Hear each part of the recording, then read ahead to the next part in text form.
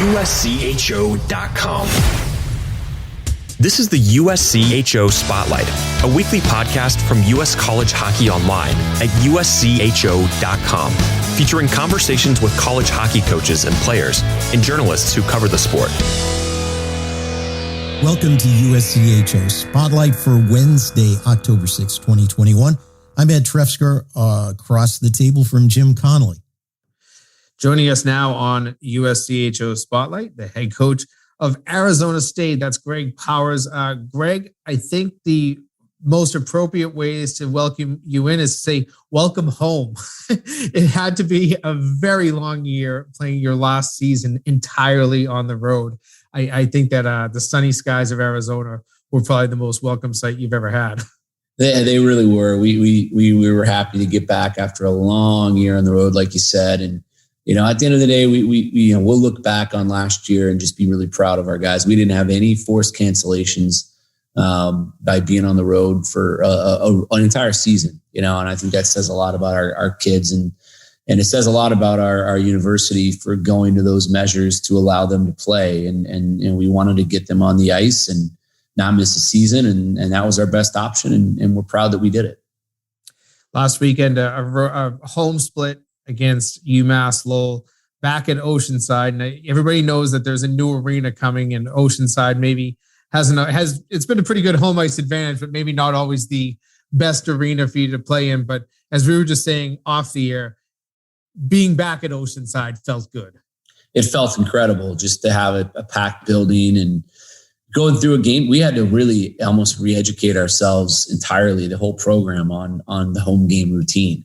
Because it had been, you know, almost 2 years since we had one. And so, it was a great feeling just being there and going through it and having a packed barn. You know, we joke a lot about Oceanside, but at the end of the day, it's allowed us to build a program and the great people there have given us everything that we need to build it. And now we're going to embrace our last season at the old barn and be very excited to move into our new one. Take us through last weekend's games. Showed you could handle some adversity. Certainly you fell behind both nights. Saturday, the opener, able to come back and actually earn a 5-3 win with 2 late power play goals. Sunday, you battled back, but still fell just a little shy. What was that opening weekend like against the Riverhawks? I tell you, like we have a ton of respect for Norm and Lowell and how they play, and we knew how they were going to play. But until you actually go out and really feel it, it's hard to simulate and get ready for. They are a very good hockey team, incredibly well structured, so difficult to play against, so heavy on sticks. They don't give you any time and space to operate. It's really hard to generate much 5-on-5 against that team. And just a ton of respect for how they came in and how they played. I think that series, with how difficult of a team they are to play, is going to serve us very well to get in right into it, especially for our young guys. You know, I mean, you talk about being, raw indoctrination to college hockey. There's no more so than having to open up against UMass Lowell with how they play. So this is a series that's going to make us better. We probably didn't play very well at all on Saturday, and our power play was very good, and that was why we got the win. And we played a lot better Sunday. We just, like you said, dug a little bit of a hole there and climbed back into it and tied it, and then they popped one right after, and it just kind of took the wind out of our sails. But it was a great series, and I think that the split will serve both teams well as we move along. You mentioned freshmen and getting indoctrinated. A lot of new faces on your squad this year. And if my count is right, 6 transfer players from other Division I schools. It's been an interesting year, and you've heard a lot of coaches say that you don't know what your opponents look like. You can't use last year's roster necessarily to gauge what every single team looks like. You've obviously been a team that's been able to take advantage of transfers and super seniors, 50-year seniors, whatever you want to call them, that came due to COVID. What has it been like to bring a lot of new personalities that have some good college hockey experience into your program? Well, we had the advantage last year of being done really long before everybody else. And so we knew, our compliance had said this is coming, this is going to happen. So we were able to plan, our roster be ready for when kids went into the portal. And it's like I say, I mean, it's the landscape is the landscape. And, if you can better your team with kids, then you have to try and do it. And we're still a new program, and we've had a lot of success taking kids and kind of giving them some second chances and some, I guess second lives at college hockey. And I think this crop is a little different in that regard, because a lot of them are obviously super seniors, and they're just looking for kind of a new landscape to do something different. And we took some really good players, 5 of them. And, what was weird about the series last weekend was not only did we have, those 5 kids that had never played a game at Oceanside, which is a unique place, but we had 5 freshmen, and then we had 4 sophomores who didn't play last year. So, the greater portion of our lineup had never played there. And so it was really just an indoctrination for everybody, and it felt like a new team. But I thought we played pretty well overall, and we'll just continue to get better. We're talking with Greg Powers, head coach at Arizona State.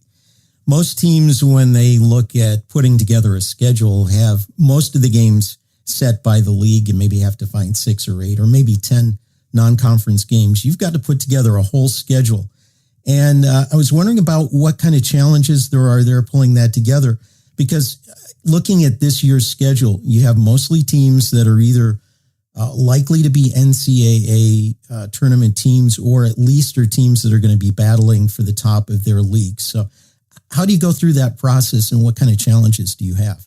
Well, it's obviously, it's not easy to put together an independent schedule, but I think we've done a pretty good job of constructing schedules that give us the best chance to make the NCAA tournament. And, you have to play good teams, and you have to get road wins, and you have to beef up the pairwise that way. And really the philosophy is, against the really good teams, you want to try and earn splits. And then there's teams on your schedule that you feel like you should beat, and you have to beat, and you have to sweep. And if you do that and you can collect, 20 to 23 wins, then generally I think with our strength of schedule, we should probably get in. And that's the goal. The goal is to get back to the NCAA tournament. We were very fortunate this year to get 20 home games, which is more than we've ever had. Next year in the new arena, we actually already have 22, which is tremendous. So, teams are starting to come back. A lot of the travel that we experienced over the course of our first 5 years of the program, we're getting those return trips back now, and hopefully we're going to reap the benefits. You mentioned earlier about Oceanside having served you well, but really looking forward to that new arena. Progress seems to be coming along very well. And it also seems to be just the perfect size arena that's not too big, but not too small. What are you looking forward to in the new building? Well, it's going to be incredible. I mean, every time we go back in for something, it just more and more is done. There's a roof over it now.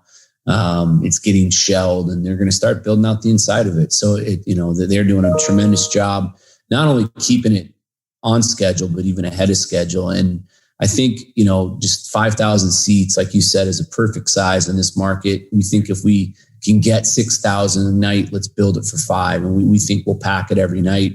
We want to create demand and have that intimate college hockey atmosphere, and give our campus kind of a college hockey effect that it's never had, because we've been off campus. And that's going to be the biggest difference, is just what it's going to do for, cohesion and culture, and just, everything to be on campus. Right now, it's just a little disjointed how we have to do things. We go and practice and do a lot of stuff at the rink off campus, and there's not a lot of space to do anything privately if you want to do one-on-one film or whatever, because of the nature of what we're dealing with. And then we have to go over to campus, and it just feels rushed and a little disjointed. But to have one home where our offices are going to be across from the locker room, next to the rink, mine's right across from the weight room, so there's no excuse for me to be out of shape. And it's going to be really special, and it should take our program, we think, to an entirely different level. More with Arizona State head coach Greg Powers in a moment. This is the USCHO Spotlight, a weekly podcast from US College Hockey Online.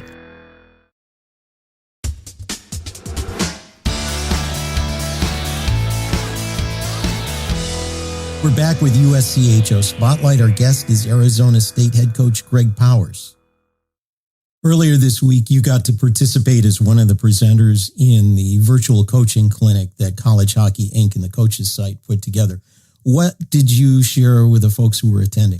A big part of how we run our program is obviously, and every coach puts a high emphasis on practice, but how we really construct practices and what our focus is with how we run them. There's a reason and a purpose for every drill that we do that translates to how we want our team to play, and not just practicing to practice and doing drills to do them. Players nowadays, they need to know why for everything. It is the way it is. And so communication is key. So every drill we do, there's a detail and a habit, or multiple details and habits that translate into how we want to play on the weekend. And so I went through that and just how it's a big part of our culture and how we treat practices, and then went through a drill that we do that really just simulates a full shift. And I think it went really well. It brings to mind something that I was thinking about when Jim was talking to you about last weekend. Something I've observed in Arizona State, right, really from the start of your program, is that you're a team that if you get behind, seem to be able to have a comeback and seem to be able to build momentum very quickly. Is there's something that you've been able to put together to do that, or is it a mindset thing? How do you achieve that? I think it's honestly, we're really proud of the culture that we have here. And it really is player leadership has been very good here for a few years now. And the focus for us is just focus on what's in front of you, whether it be your next shift, good or bad last shift, focus on your next shift, focus on the next opponent. Don't worry about it. We don't want our team to ever get too high, and we certainly don't want our team to ever get too low. We don't like coming from behind, obviously. We think we're a lot better as a front runner, but we've come from behind a lot, like you said, and don't feel like we're ever out of any game. We have a lot of firepower. We think we're going to be able to score this year on a consistent basis. So, that's what good teams do. Good teams have to find ways to win in all different scenarios. You look at a team like Mankato last week at an unbelievable program in UMass, down 3-0 late in the second. They come back and win 6-3. That's culture. That's having a backbone and having leadership and belief in each other. And that's what we're trying to develop here. When the announcement came back a few years ago that Arizona State was starting a D1 program, it seems like your success and being able to build a program far away regionally from other programs is given some incentive for other schools to look at it. We had the announcement from Augustana. Lindenwood is in there. LIU is now in another season. What kind of things can you pass along to colleges and universities considering it that would help them understand the benefits of having a Division I hockey program at their school? Yeah, I think there's so many, and we like to think that we're kind of the realistic model. And Penn State is the ideal model. If you can start with $100 million in an arena and a conference, then certainly you want to do that. But I think we've proven that you can build a program as an independent with no facility if you just have the right people and leadership in place. And that's what we have here. And, now we've figured things out as we've gone. We've had success along the way. We haven't allowed our facility to be an excuse, and we have a new $115 million arena being built that in turn will make us a revenue sport instantly. And I think that's what it's going to take to get the Power 5 schools out west, especially, to really open their eyes to what college hockey can do, for their campus and their students and really their bottom line. I think they're going to look at, our hope is that we will now be a vicious domino when we're generating, millions of dollars for our athletic department, which we anticipate we will, for other schools to follow suit. It's great that these other schools are doing it. But we want to be a domino that makes the UCLAs and the USCs and the Washingtons, and with NHL up there, that's what we're hoping. And I think when we're in that arena next year, that'll be the real eye opener to hopefully make it happen. USCHO Spotlight. We're talking with Arizona State head coach Greg Powers. And Greg, I want to get into this weekend series against Denver, but before I get there, just kind of following what you were just saying, do you have conversations with people in the Pac-12? Is that something where your athletic director is getting calls from some of these other schools saying, "Hey, what did it really take? I mean, do you feel like there could be some urgency for that league to maybe add, especially as you reference, it does seem almost every market in Pac-12 world, maybe save the Oregon market, has NHL hockey now. Yeah, I mean, I think there's interest there. I know that, the Pac-12 has certainly taken notice of what we've done, and we've been able to achieve some pretty good success early as a program with the resources that we've had to work with. And I think it's clear that the sky is the limit for college hockey out west, and I know Ray's spoken to some schools that just have a little bit of interest and are kind of kicking the tires on what it would take and all that good stuff. But I think we're still, a couple years away from it being realistically, likely to happen. And again, I think that once we're in that arena, it will hopefully be the final straw that says, hey, and there's ADs that are paying attention. We got to do this. If they can do it at Arizona State, why can't we? Well, I mentioned it. It is a travel day for you. You're going to head up to Denver for a pair of games this weekend against the Pioneers. What do you look forward to about this trip? I guess getting back onto the road isn't something that, most coaches would say, hey, it's great to hit the road. Maybe not for you after spending the entire season, but you are back on the road. You get to maybe get that bonding trip that coaches tend to like to get nice in there early in the season. Yeah, no, it's exciting. I mean, I think, what we're most excited about is that we were able to pack for a normal road trip for 3 days, and we know we're going to come home on Sunday, win, lose, or draw, and not be stuck out for over a month. So we're excited to get back out on a normal road trip and do a normal routine, and play obviously an incredibly talented team in Denver. I think, with Lowell, how heavy and difficult they are to play against from a structure standpoint. And then you go up to Denver and what will be, I think, a really tough environment and altitude and a packed building against, arguably one of the most talented teams in college hockey. Talk about getting out and getting after it. It's, our first 4 games are going to make our team much, much better hockey team. What have you seen from Denver? I know it's kind of hard to really pre-scout much, but they still have some good components from what was a very good team last year. Just some thoughts on how they play the game. But just a ton of skill, ton of speed. They were really well structured as well. Their top line is going to be arguably one of, if not the best line in college hockey, I think. And then just the back end, there's just no holes. They've done a great job constructing the roster. They're young, but they have a ton of speed. They can skate. They got 4 lines that can really get up the ice. And you can't take a shift off against a team like this, and you got to do everything you can to make sure that you keep the puck from them as much as possible. So we got our hands full. We know it. It's going to be a great weekend, and again, one that in an environment this early against a team this talented is going to serve us well down the road. Well, Greg Powers, it's always great to talk to you. We wish you safe travels and good luck this weekend, but obviously throughout the entire season, we always keep an eye on Arizona State. You've been a pride for a lot of college hockey, fans to see how you've built this program so quickly and had such success. So thanks so much for the time today, joining us. Travel safe, and we'll catch up with you later in the season. Thanks for having me on, guys. It's always a pleasure, and good luck to you guys the rest of the way this year too. Look forward to catching back up.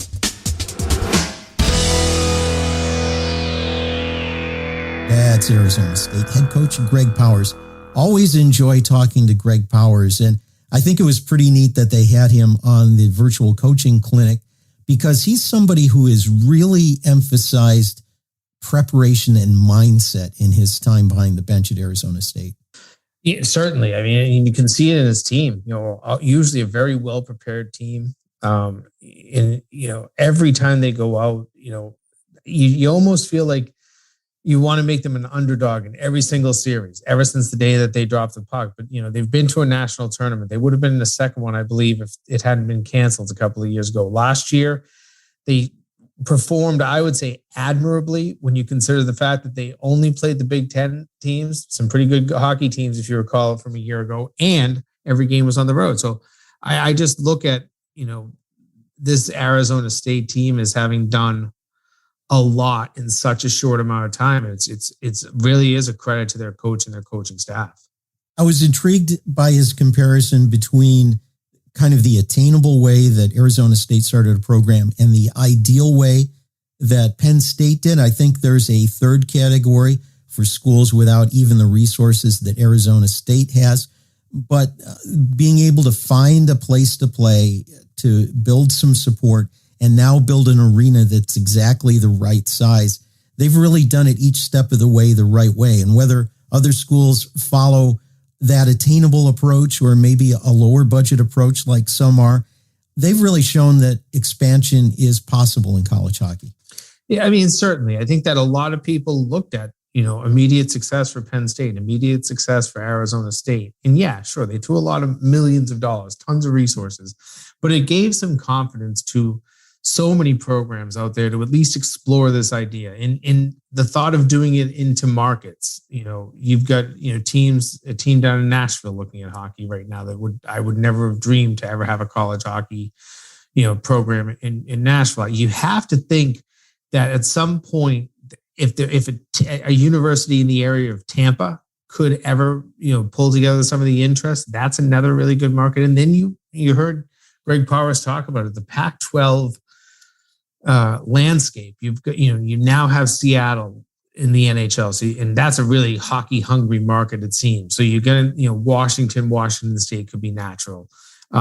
Oregon and Oregon State a little bit more difficult, but all of those schools that are in California, UCLA, USC, Stanford, every one of them, should have some sort of a thought about hockey because they already have so many NHL franchises in that state. You see markets like San Jose that can absolutely pack the arena, or the LA Kings, when they're a good team, they do a really great job of banging out 20,000 fans into a gorgeous Staples Center building. So I feel like you can see a lot of interest. Now it's usually just execution. And the most difficult thing when you're an athletic director that's never worked with hockey is trying to grasp it and put your arms around it. Now, I'm not talking about how to play the game, but what it takes to start a program and get things going.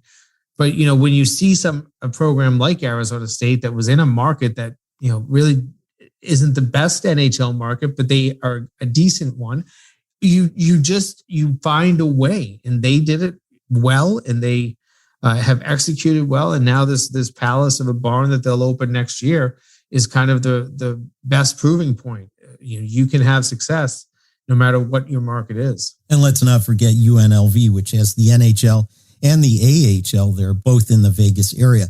One thing we didn't get to was a discussion about finding a conference. And when we talked to Greg Powers about putting together a schedule and about a beautiful arena that's going to open up, it seems like they can be maybe even a little patient. He's put together a schedule that allows them to be able to get to the NCAA tournament, as he said, with 20 or more wins. Is he really in a situation now where he can say, hey, give me a proposal, talk to me about having us come and play in your league? Yeah, maybe. Certainly they got a lot of exposure to the Big Ten last year. And thus the 7 Big Ten schools, now know Arizona State better than they did, 2-3 years ago. And so that to me has always been an ideal fit. But you have Hockey East as a league that, most of the teams can fly to Arizona with some ease, and vice versa. And, I feel like there's always, potential for leagues for Arizona State.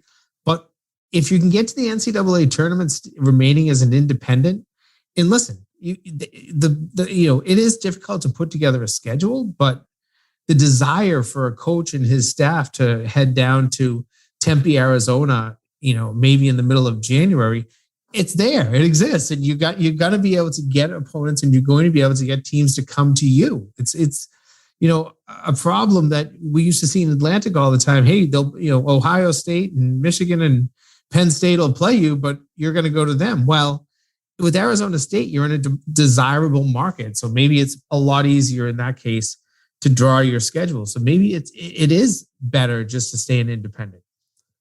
That'll do it for this week's edition of USCHO Spotlight. You can check out our other podcasts at uscho.com/podcasts, and that includes Weekend Review on Mondays and the Game of the Week podcast on Thursdays. For Jim Connelly, I'm Ed Trefzger, and we'll catch you next time. This has been the USCHO Spotlight, a production of U.S. College Hockey Online.